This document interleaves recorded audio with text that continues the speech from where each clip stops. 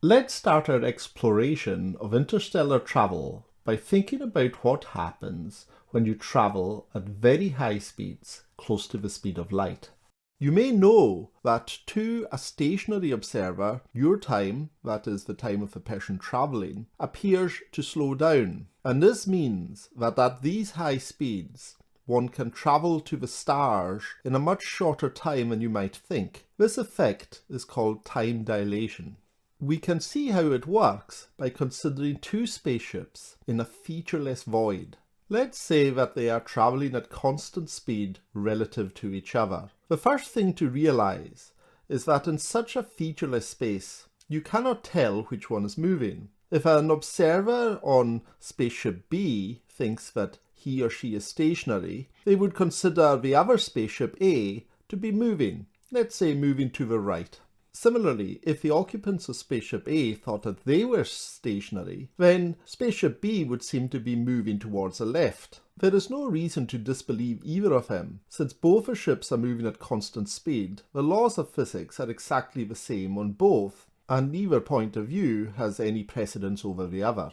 Now, Einstein postulated something important about this situation. He said that if either vessel tried to measure the speed of light, which is designated as small c, they would both measure exactly the same value, which is approximately 3 times 10 to the 8 meters per second, regardless of which one was moving or which one was stationary. This isn't what you might expect just from common sense. You might expect that if spaceship A emitted a beam of light and was traveling at speed v, then B might observe the speed to be v plus c. In other words, the speed of spaceship C added to the speed of light. So what led Einstein to postulate this rather nonsensical notion that the speed of light was constant in all frames of reference? Well, during his lifetime there were two good reasons to think that it might be. One practical and one theoretical.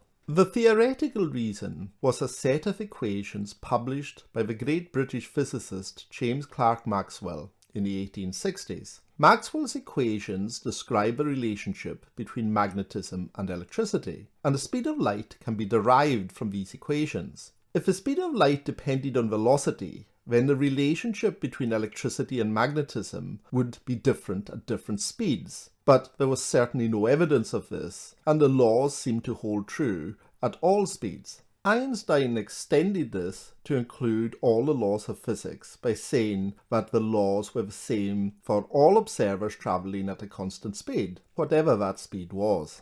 The practical experimental evidence came from a famous series of experiments by Albert Michelson and Edward Morley in the 1880s. They fired two beams of light, one which was parallel with the Earth's motion and the other one perpendicular to it. They discovered no difference between the velocities of these two beams. Nowadays, we have many other ways of accurately measuring the speed of light, and we've discovered that Einstein was correct. It doesn't change with the velocity of the observer. So, having realized this important point about light, let's discuss the result which I stated at the beginning of the video, that time slows down when you are traveling fast. Let's consider two spaceships as before, A and B. A is traveling to the right at speed v compared to B. On spaceship A is a light L and a light detector D.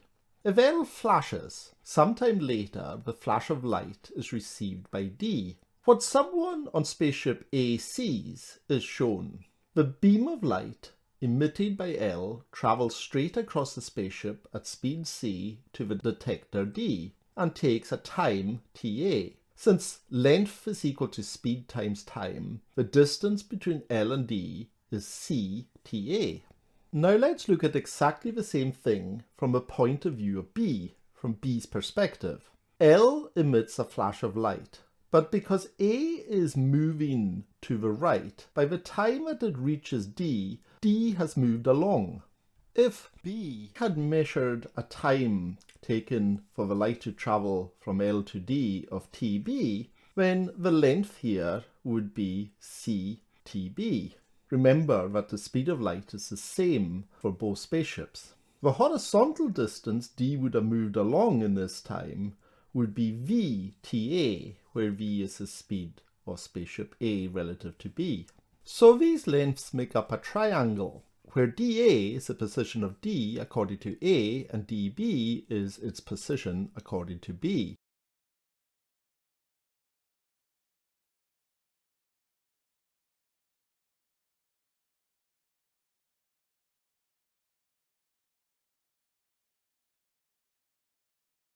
And from Pythagoras' theorem, CTB squared is equal to CTA squared plus VTA squared. We can just rearrange this equation using simple algebra in order to obtain an expression for TA, which I'll do on the screen.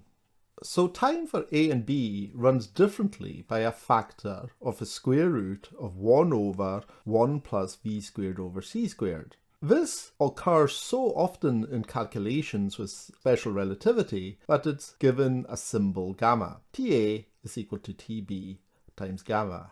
In effect, the time in A runs more slowly than the time in B. The effect is more pronounced as we get towards the speed of light. Since this result was originally derived, it has been shown many times to be correct. For example, unstable particles decay more slowly, from our perspective, at high speeds than at rest, by exactly the amount of time predicted by the formula. More recently, we've been able to measure the time difference between orbiting satellites and ground stations by using super accurate clocks in the satellites. So what are the implications of this for interstellar travel? Well, it means that although from the perspective of the observer on the Earth, an interstellar journey might take centuries or millennia, this is not a case for the passenger on a spacecraft. Let's see what effect this has at different speeds, close to that of light. Some of these are illustrated in the diagram on the screen. You can see that any time dilation effect is possible as you get closer and closer to light speed. In fact, to cross the 100,000 light years from the center to the edge of a galaxy at 99.999 times the speed of light would only take around 70 years. Of course, there are immense practical difficulties required to reach anywhere near these speeds. In fact, it can be shown that the amount of energy required to reach the speed of light or approach it approaches infinity. Also, one has to think of the impact of interstellar gas or dust, which would be catastrophic and destroy any craft unless some sort of deflector mechanism could be developed. However, it would be foolish to think that such things would be impossible forever. Eternity is a very long time. You might also notice that this is a type of time travel. You can travel into the future and cover vast distances without breaking the laws of physics, but it's a one-way trip. There's no returning to the time of your departure. Incidentally, you might be worried about a problem which I've not discussed so far. From the point of view of A, B is travelling to the right at, let's say, 99.9 times the speed of light. But from the point of view of B, A is travelling at the same speed to the left. So why doesn't time slow down for both of them? The answer, which I haven't got time to prove here, but you can find in books, is that it can be shown that it depends on which one accelerates on the journey.